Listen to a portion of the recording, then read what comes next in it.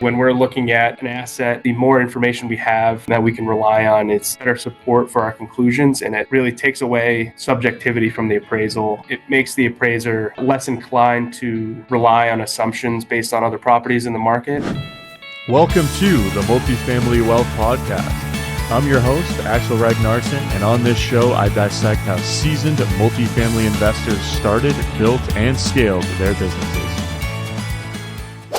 What's going on, everybody? Welcome back to another episode here on the Multifamily Wealth Podcast. In this episode, I'm chatting with McLane Hill, who is an appraiser, a multifamily-specific appraiser based in Boston, Massachusetts. And I'm really excited to release this interview for two reasons. One, because McLane and I have a great conversation around a lot of the mechanics behind the scenes as it relates to putting together a multifamily appraisal and how borrowers can best work with appraisers and how owners of real estate can help to improve the appraised value on a property, some of the things that they can do. So we have a great conversation around the appraisal process specific to multifamily real estate. But also, this is a sneak peek into the types of conversations that I'm having with top service providers within the 7-day multifamily program. And if you listened to the episode last week on Friday, you probably heard me mention that within that program, amongst the other 15 plus hours of multifamily specific education that's within that program, I record interviews with top service providers where we're talking about everything from legal structure and docs when putting together syndications. I have a conversation with an attorney that puts together SEC compliant documents for individuals raising capital. An incredible conversation, very tactical conversation with an attorney that's actually in this business. Have conversations with folks like insurance brokers, property inspectors, specific to getting into the actual construction of a multifamily asset. When you're doing due diligence, where should your eyes be going? When you're doing a walkthrough, what should you be keeping your eyes open for and looking for? And then this conversation with McLane is also in there, right? So it's a sneak peek into the very tactical, specific conversations I have with service providers specific to their lane in the business, amongst the other just 66 plus lessons that I have in that program as well. And if you want to learn more about that, go listen to the episode that I dropped on Friday, where I dive into everything that's within 7-day multifamily. But in this conversation with McLane, we get into a lot of great tactical topics that every active multifamily investor needs to understand, right? We get into what an appraiser is actually doing behind the scenes when they're putting together the report. Where are they getting their comps? What do they care about? Where are they finding transactions to help support their assumptions and rents to help support their assumptions within a report? How a borrower can make an appraiser's life a little bit easier and help the facilitation of putting together a great report. All kinds of other tips as well on McLane's side as it relates to what multifamily investors can do before they're refinancing or selling a property to help get that property over the finish line from a value standpoint and really squeeze the last drops of value out of a building from an operation standpoint. So great episode. McLane's a great guy. Be sure to connect with him as well if you ever need anything done on the appraisal side, or you want to reach out and tell him thank you for coming on and sharing all of this, because it's not often that appraisers are really talking about how the sausage is made. This is a pretty uncommon conversation in the podcast world or just through any social medium, right? So this is really excited to have this conversation with him. And if you haven't already, please leave the podcast a rating and review. Next push is getting up to 275. That's our next big milestone, and we're making steady progress. So if you learn anything in this podcast or any of the other shows that I've put out, please consider leaving the podcast a rating and review. But again, thanks as always for listening, and I'll catch you guys on the next episode. What's going on, everybody? Welcome back to another episode here on the Multifamily Wealth Podcast. Joining me this week is McLane Hill, who is an appraiser out of Boston, Massachusetts. Somebody that I've known for a little bit, actually. And in this episode, we're going to be talking about the role that an appraiser plays in the real estate investing process, and specifically how the sausage is made behind the scenes in terms of what actually goes into creating a report and how an appraiser approaches that process. And I think this is going to be a great episode for everybody out there that understands what an appraiser does, but doesn't necessarily understand what they're actually doing behind the scenes, which I think is a lot of folks in this game. So with that being said, McLane, why don't you give everybody a quick Spark Notes backstory on yourself, how you got into what you're doing now, and what your day-to-day looks like nowadays? Sure. I appreciate you having me on. I'm excited to be here and talk about the appraisal business. So I've been in the business for about 6 years, kind of since I graduated from college. I went to Trinity College in Connecticut.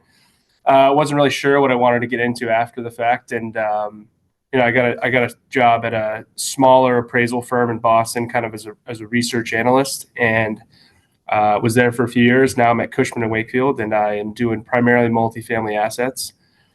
The first few years was really kind of a learning process and getting, my feet under me with market fundamentals, learning the lingo like, most real estate professionals have to do, getting into their own industry.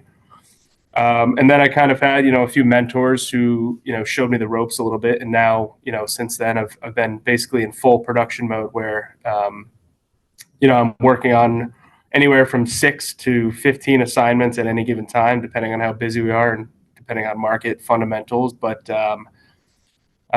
just traveling throughout New England, working on multifamily assets, which includes a variety of stabilized assets or developments. Perfect. Yeah, and just in general too. So I'm going to just preface this for everybody listening. We're going to start pretty high level here as it relates to kind of defining some fundamental terms as it relates to, McLane, I'm going to ask you in a second, like, what is the role of an appraiser? And then for everyone listening, we're going to get past that in probably a few minutes, and then we'll start getting into some of the more nitty gritty stuff. But I think it's important to define what this role is, why we as investors are interacting with appraisers, what purpose they serve, et cetera. So let's start with that. In your own words, just kind of defining your role as an appraiser within the real estate investing process. Who hires you? When do you get plugged in? And anything else that you want to touch on in that respect? Sure. So really the role of an appraiser is to solve a valuation problem for their client on a high level. And, the majority of this work comes in the form of bank work in which, we're hired by the bank, who would be our client in that case, for either a refinance, a sale, acquisition, or a development-related loan. And the appraiser's role is really to act as an intermediary between the borrower, investor, and the bank, in which case, we're kind of the eyes and ears of the bank, if you will. We're going out to visit the site. We're obviously performing a third-party unbiased appraisal. And as a little bit of a backstory, the appraisal industry really took off, I think, in the 80s and 90s when I think it was the savings and loan crisis, where there was potentially some predatory lending going on. There was some other financial related issues in the banking sector, and the appraisal, industry kind of expanded in the sense that, the appraiser is really a third party, unbiased entity that's going to provide, their own opinion of value in this case for the bank or for their client.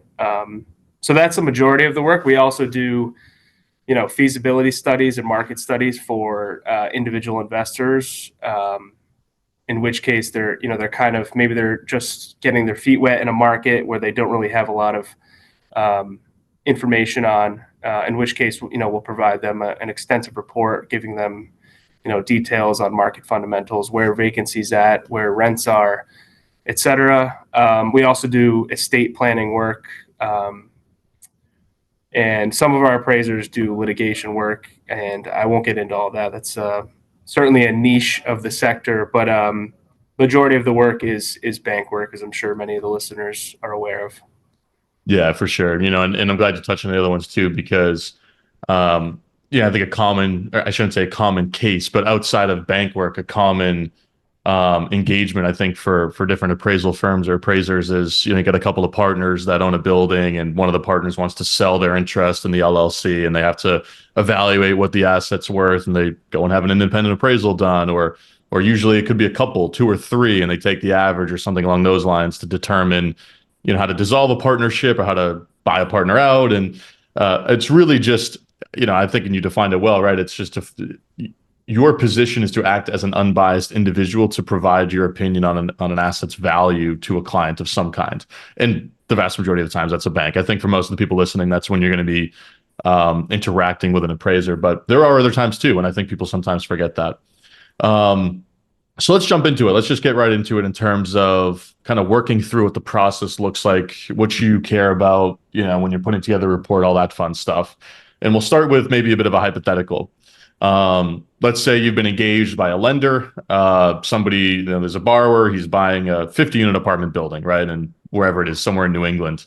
And bank says, all right, we got to get an appraisal done as part of the underwriting process. You're engaged to do that appraisal. Maybe just walk us through at a high level what happens after that. Like, what does your process look like? Who are you speaking with? And and we'll get into the nitty-gritty of the report, but in terms of early steps in that process, what happens next?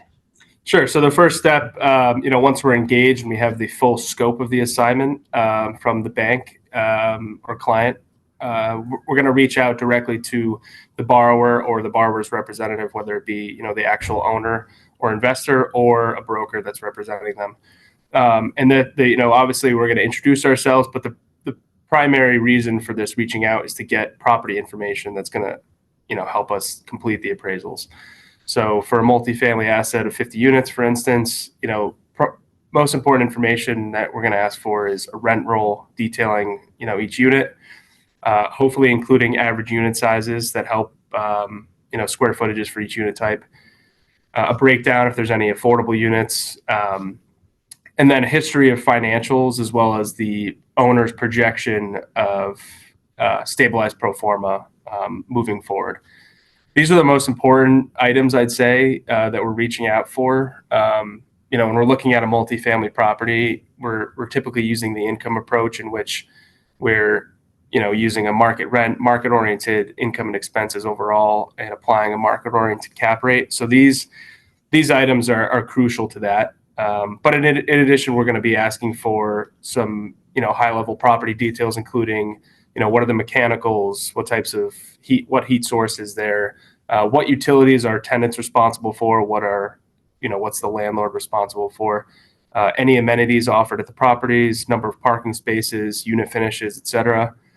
And that kind of gets the process going on our end. So, once we have some information and some, correspondence with the borrower, we'll then set up a property tour where we'll meet them in person and do a walkthrough of the property. But that kind of kicks things off. And then, from there, it's generally an ongoing conversation with the borrower. Questions tend to come up that, we'd like answers to for the appraisal that kind of, help us out. We also like to ask for market data. If we have an active investor that we're working with and we're aware of, maybe a property they sold down the street, that could be potentially a good sale comp, or if they have other properties in the area that they are actively, leasing to other tenants, we could use those as rent comps. So basically reaching out to, get as much information about the property and maybe the individual market that we can is first things first. Perfect. And in terms of, I'm going to kind of skip around here. I was going to save this for later, but it's probably a good time to talk about this now. Yeah. Obviously, your job is to remain independent, unbiased. You're here to do your job. You're not here to be swayed by any of the parties in the process. But is there anything a borrower or a buyer can do to make your life easier, right? To help facilitate the process of you putting together a report? Whether it's related to what you just mentioned or if there's other components of the process that maybe we're about to get into. Sure. I think it goes back to just the availability of data and, in this case, property specific data is something that the borrower can assist us with that makes, our life easier and potentially their life easier in the long run. So, the availability to a detailed rent roll, if they've owned the property for a few years of historical financial information, what they're projecting for market rents. If they have a question I like to always ask is, you have 1 and 2 bedroom units, for instance. If you had a 1 and 2 bedroom unit vacated tomorrow, what would you actively list those units for on the market? And if there's evidence, from other units in the area or within the, this building, that those rents can be achieved, that's a pretty good indication of where market rent is going to be. So long story short, borrower providing, as much information about the property as they have available is something that they can do, to definitely make our lives easier and kind of make the entire appraisal process smoother. really when we're looking at an asset, the more information we have that we can rely on, it's better support for our conclusions, and it really takes away subjectivity from the appraisal. It makes the appraiser less inclined to rely on assumptions based on other properties in the market. Going back to my scenario before with, vacant units, if you have a detailed rent roll that you can provide the appraiser, and you have tenant A, B, C all moved in, their units within the past month, and they're paying, these, rents that are higher than, say your average, maybe that are exhibited by some older tenants. That's pretty good evidence to the appraiser that, you are capable of achieving these rents, and further support for market rent in that case. Yeah, for sure.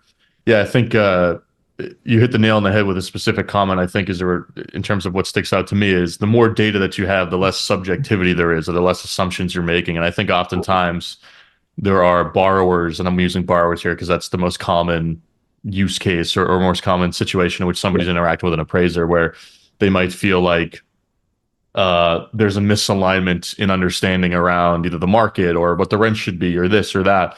And then it probably ties back to the fact that there wasn't enough data provided to validate either what's happening at the property or a lot of the comps that maybe they're using or something along those lines. So I think that's a great point. Now, you gathered the property specific data. Ideally, you're working with somebody that's provided you quality data, an abundance of data. You have everything you need from a data standpoint. What happens after that? Yeah. So after that, we're going to start the actual putting together of the appraisal report, in which case we're really looking for comp data, both on the rental side as well as the sales side.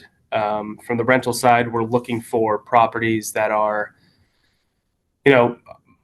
most closely mirror the subject property as possible. So, something that is in the same neighborhood, the same size units, same quality unit finishes, et cetera. We're looking for a good 4 to 5 comparables that exhibit, kind of a good market-oriented rental rate that we can rely on. We'll use that data in conjunction with, the owner's rent roll in order to formulate market rent. And then in terms of sales, we're also looking at assets that have traded, and ideally of similar size, quality, condition as the subject property.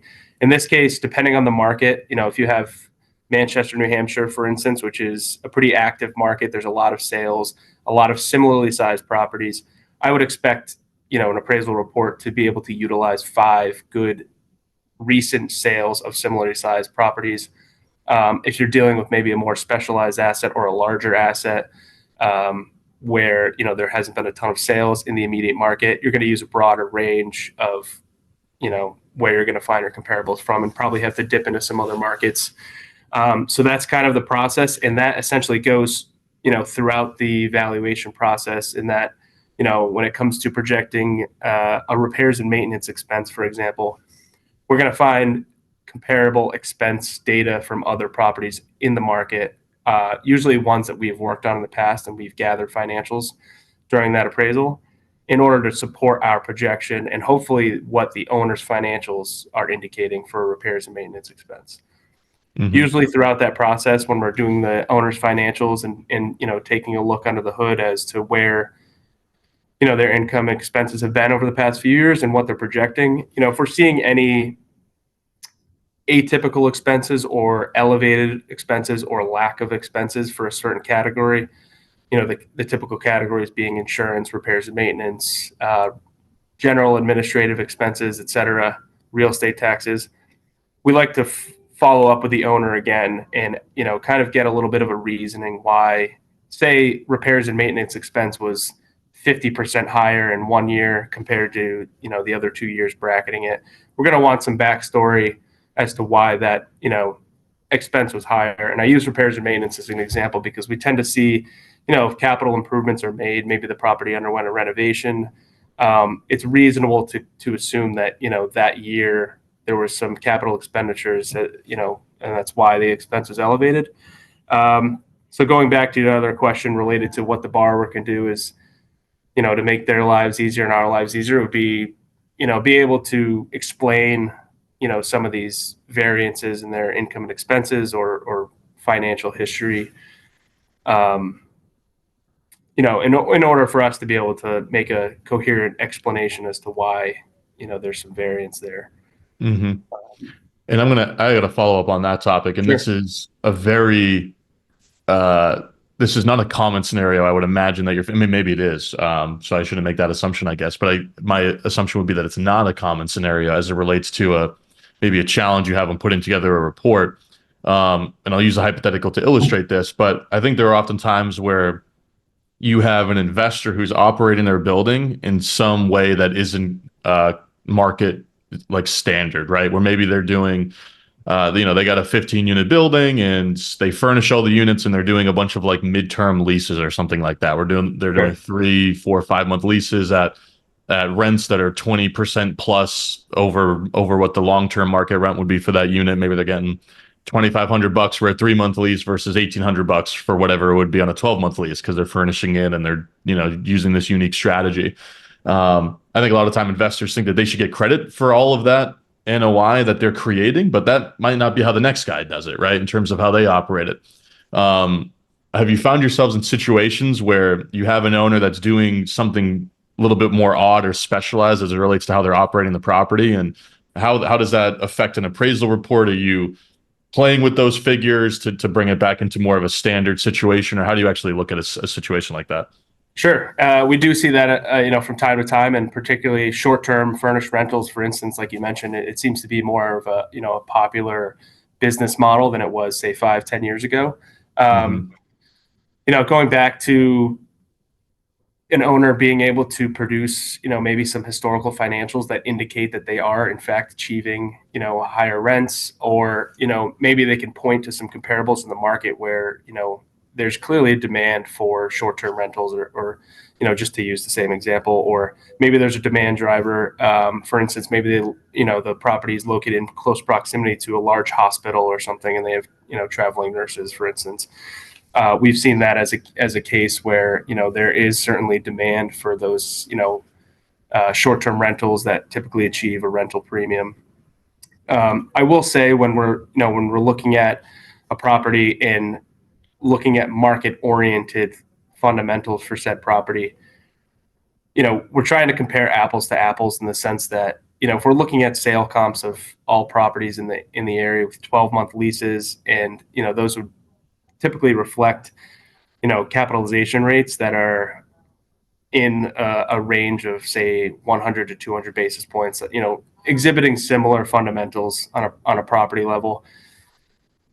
While we would consider, the benefit of, say, a short-term rental premium, we'd want to try and find some other data in the market that is evident of, maybe a sale has occurred of a short-term rental property, or, maybe we have another comparable that's operating the same way, and we have a track record of, what's their vacancy, what's their turnover, do they exhibit a higher, repairs and maintenance expense because they have more turnover with tenants, and things of that nature. So that's just one kind of pushback I'd say in that regard, is that trying to compare apples to apples. And in this case, I would expect maybe a short-term rental property, given the potential that there's higher vacancy during unit turnover. You don't have that tenant locked in for 12 months like you would at a typical multifamily property. That would probably be reflected in the projected vacancy, or maybe a higher capitalization rate for that property. Yeah, I think it's an interesting topic because I just personally know of a number of folks who own a 10-unit building or whatever, and they turn half of them into furnished rentals. And because they're achieving such a higher gross income and therefore a higher NOI, and they're self-managing it, right? So it's not like they're paying a third-party short-term rental manager. And basically, when you do that as an investor, you're trading your time for dollars, right? You're trading, you're investing more time in active management to achieve this higher gross income and this higher NOI. And they think that they should get credit for that when selling or when they're going to refinance, and their property should be worth a couple $100,000 a unit versus $150,000 a unit or whatever it is. And it's like, I think it's funny because it's like the job of an appraiser is to protect their, not maybe not protect the client, but to just provide an independent value. But the bank doesn't want to be in a situation where they're over lending on an asset where the next guy is not going to do the same thing, or the next guy won't have those same numbers, because it's probably likely the next buyer is not going to operate the property in the same way, and it's probably just going to, lease it as a long term, or use long term leases. So it's an interesting balance, I feel like, in terms of how a borrower gets credit for that, but an appraiser is also like, hey, this is just how the market probably would be valuing this property. So it's without going too far down that rabbit hole, it seems Sure. like an interesting challenge for somebody like yourself. To make a long story short. Now, let's talk about where you actually acquire some of this data, because I think a lot of people maybe wonder about that. So you're trying to find these 5 sales comps. You want to find something similar year built, similar unit mix, similar neighborhood, etc. You want to find those rent comps. What are you actually doing behind the scenes to find those comps? Like, where are you going? What resources, platforms, etc.? Sure. So we use a variety of different resources. I know CoStar is a very prominent resource within the commercial real estate industry. We also use MLS, which is, I think, active in every state that we operate in, which is a great resource, and maybe the best resource for primary sales data, in that you have brokers actively updating current listings, pending sales, and closed sales with data related to the property. So we like to use information directly from those sources. CoStar is less detailed in that it doesn't have as much sales data on for a pending sale, for instance, or maybe it's not updated with rent comps as frequently as going directly to the source, calling a property management company. But that's a good place to start, and we will from there we'll directly reach out to the broker to get the details on all the sales. We'll pull the deed, assuming it's a state where they actually list the deeded sale price. But we like to get some confirmation that this information is accurate. We're not just taking it directly from the third party source, throwing it into the report and calling it a day. And this brings me to another kind of related topic, in that getting the details behind the information used in the report is hugely important. For instance, a sale, maybe there's some seller financing going on, or another story to be told related to the sale. Maybe it's a 1031 exchange in which the buyer was motivated and it resulted in a sale price that was above market levels, or vice versa. There's deferred maintenance at the property which resulted in a sale price that was potentially below market levels. So long story short, getting data from third-party sources, we use a number of them, and then following up with actual conversations with brokers active in the market, or maybe a buyer or seller directly involved with a sale, in order to get the full scope of what actually went on with the deal. So yeah, that's kind of the process there of how we get our information. Yeah, it seems like pulling from a variety of different places, and I'm sure different deals call for different approaches as it relates to maybe where you're going for a lot of that data too. But yeah, I mean, CoStar, right? That's probably where the vast majority of that data lives, especially for larger transactions. Yeah, it's certainly helpful too, just to have build relationships with brokers or investors over time. They're really the market participants, the ones that are active in these deals. So if I work on a deal with a broker, say 6 months ago, and I see another property they have under agreement in the same market, I'm always going to call them and try and get the details on that sale in order to use it. I'd say brokers are one of the best sources, given that they're so close to these deals. Yeah, without a doubt, and they know what's going on behind the scenes too, at a much higher level than just like a closed transaction. Like, they know the stories, right? Which you alluded to as it relates to like the context around the sale. Now, from a physical site visit, let's go look at the property standpoint. I know this is pretty straightforward, so I'll probably breeze through this, but just kind of round out the process, because obviously that's an important part of the process. You want to go get eyes on the building and the asset and all that. Typical process for you, for example, we were using that 50 unit property as a hypothetical. Let's say you're going to do a site walk. how many units you're trying to get in, what are you looking for, probably get in the basement, but just kind of walk through your approach for something like that. Sure. For a property of that scale, I'd like to see 4 to 5 units. Ideally, I'd like to see a mix of units. For instance, if there's a studio 1, 2, 3 unit mix, I'd like to see one of each if possible. When we're in units, we're taking pictures that we can actually use in the report. But we're really looking for unit configuration. Most apartments, have similar unit configurations, so that's typically no surprise there. But I have seen some unique, configurations, which is oftentimes, noteworthy in the report. Early But 1900s yeah, properties, probably. exactly, exactly. Yeah. Some old converted mills. They have some unique unit finishes or unit layouts, I should say. But really looking at unit finishes. So we can describe those in the report and then effectively, compare said units to other properties in the market. So we're, comparing again apples to apples using comp data that has, that offers similar quality unit finishes, countertops, appliances, flooring. We'll take a look at the mechanicals in the building, often in the basement or on a mechanical level of the building. Just more as a kind of a check, get a picture of it. We can note what the type of utilities they are in the report. We'll get a look at the amenities, if they have any parking, if there's a fitness room or something like that, elevator, etc. More times than not, the site visit is just, a confirmation that the asset is, in fact, the size configuration as we were described and we were, aware of beforehand.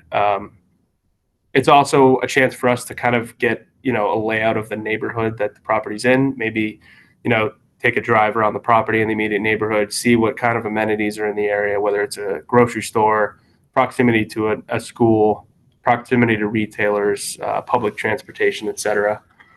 And yeah, anything other than that, I mean, I feel like maybe an ongoing redevelopment or a value add deal, the site visit might be more crucial or pivotal in the appraisal process versus, a stabilized asset that was built 10 years ago and every unit finishes is, the same, et cetera. So, And that yeah. makes sense. Yeah. I mean, it's probably a fun day to day running around New England, right? Where it's like you got just such a mishmash of different year builds and different conversions. And, you got that big single family house that was turned into 10 apartments. And you're like, okay, well, everything is pretty wonky here. But yeah, I mean, the process makes sense, right? It's like we got to verify what we're putting in the report and also what we've been told by the borrower or whoever is giving us the information, which makes sense. Yeah. And I will say too, it's a good chance, if we're meeting the owner or the owner's representative, it's a good chance to, put a face to the name. And oftentimes, we'll get some information that comes out while we're doing the site visit. It's usually information they just forgot to tell us or, something that they would just prefer to communicate in person. But I will say more times than not, I usually leave the inspections with a additional knowledge and a better understanding of the property as a whole. Yeah. Yeah, you probably get some of the behind the scenes stories too from all the tenants, I would imagine, right? On a lot of these as well. Yeah. the Yeah, tea behind exactly. the scenes. Yeah. So here's an interesting one for you. What would you define as like the hardest part for you in this process? Like where, if it's likely for you to face a challenge, where do you typically face a challenge? Where do you maybe not get hung up, but in terms of where this gets a little bit more difficult on a more regular basis, is there something that sticks out as part of the process?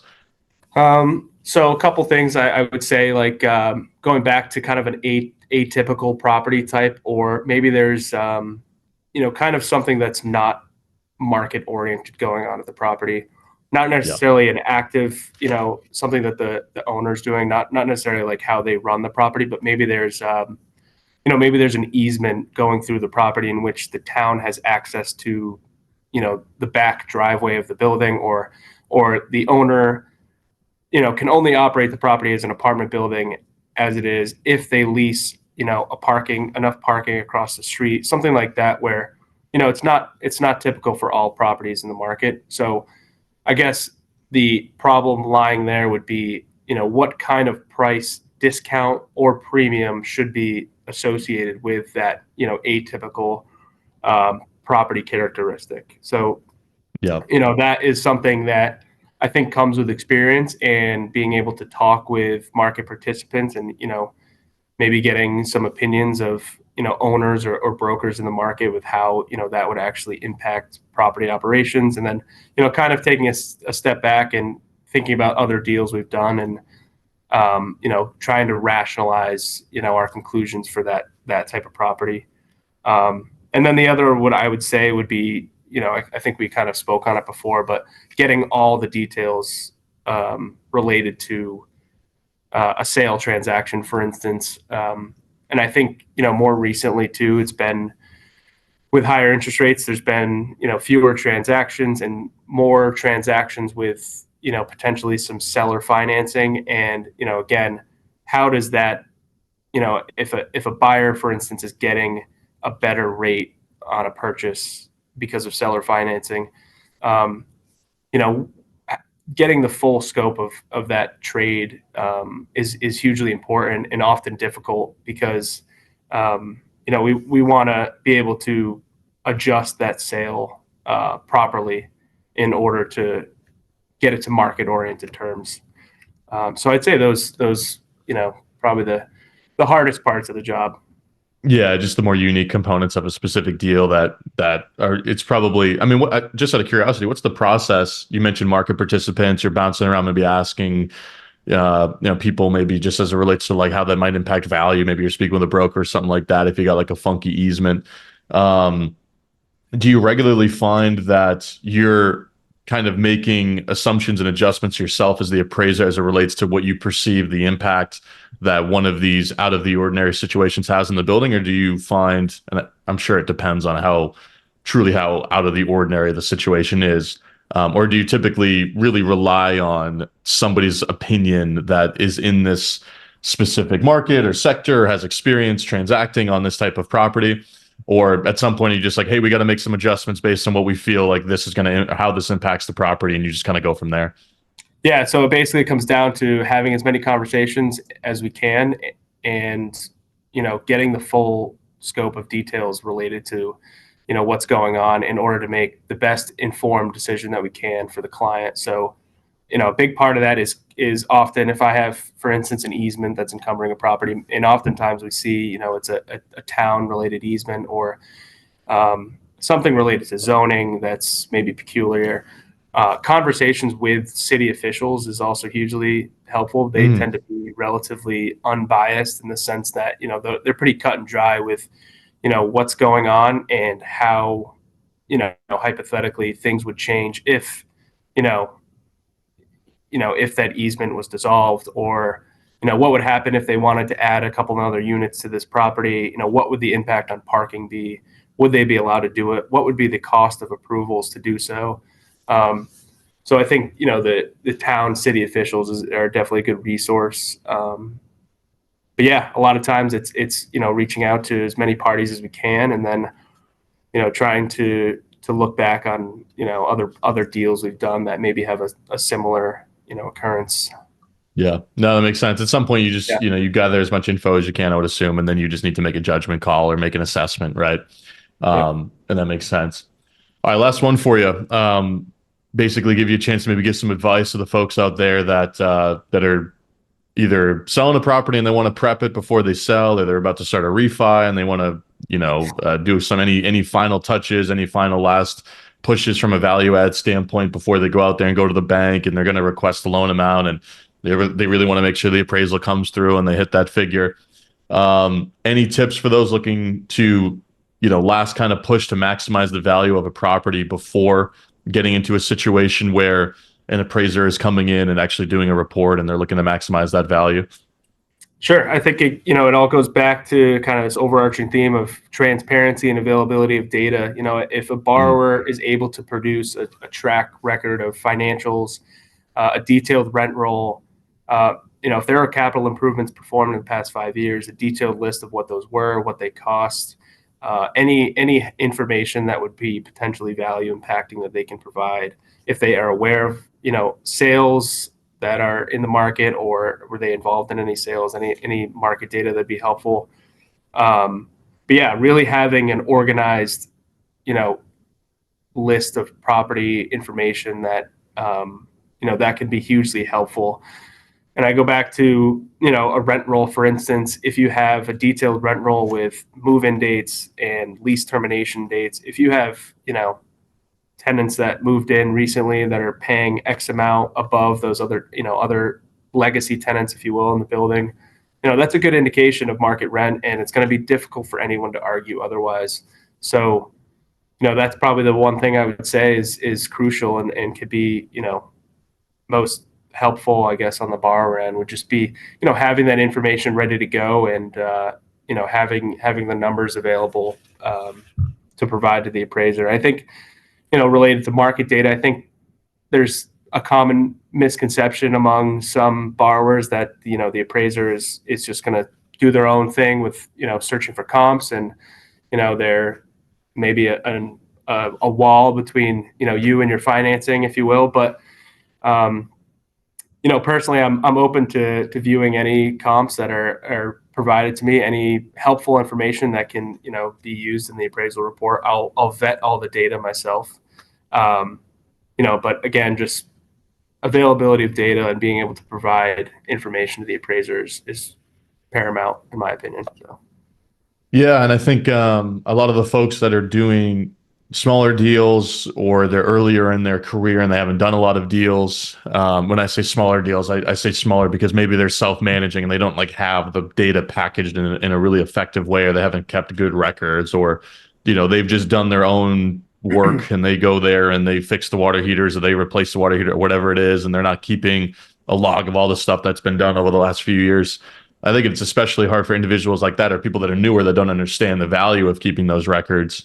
Those are probably the folks that are running into more challenges during the appraisal process comparatively to more quote unquote professional investors with maybe with a third party management company and a great record, great records, a very detailed rent roll, and a summary of all the work that's been done and all that. So yeah, I always find it interesting. I try to do this when I'm working through a refi or a purchase.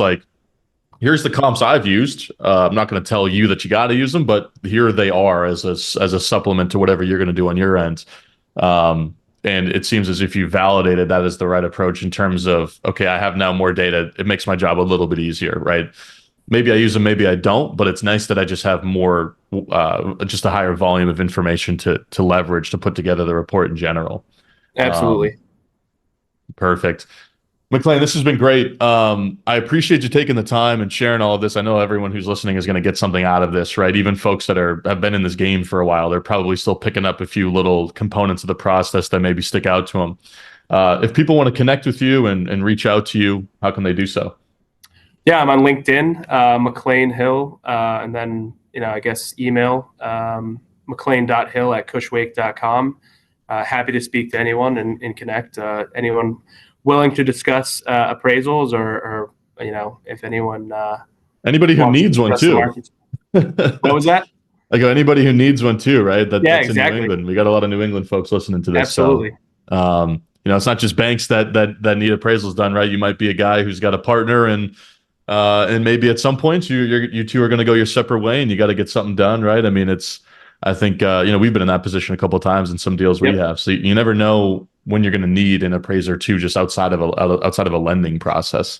So in any event, if you're a New England investor, save McLane's contact info, reach out to him if you're in need of an actual appraisal report done on something that you're working on. But thanks again for the time, man. This has been great. Thanks, Axel. I really appreciate it.